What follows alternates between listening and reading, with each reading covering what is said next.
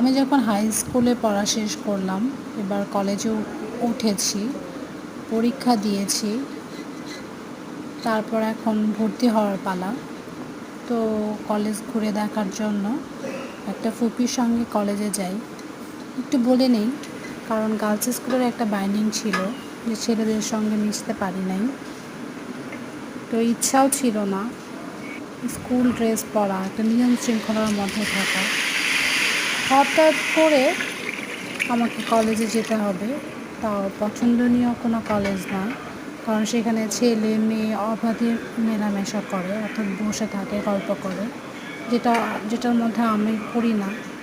তো এরকম একটা পরিবেশে আমার ভর্তি হওয়ার কোনো ইচ্ছা ছিল না, কিন্তু বাধ্য হয়ে যাই। কিন্তু প্রথম দিন যেই পরিবেশ বোঝার আগেই বড় ভাইরা যখন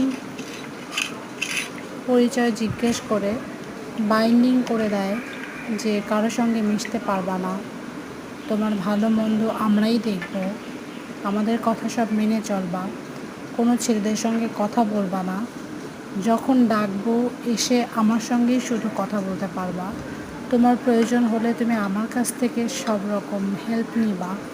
তো এই ধরনের বাইন্ডিং যখন নিচ্ছিল, আমার মনে হচ্ছিল এগুলো তো অবশ্যই উচিত নয়, নিশ্চয়ই সে আমার সাথে কোনো ফল্ট করতেছে। আস্তে আস্তে বুঝতে পারি এটা প্রপোজের পর্যায়ে, খুবই বিরক্তকর।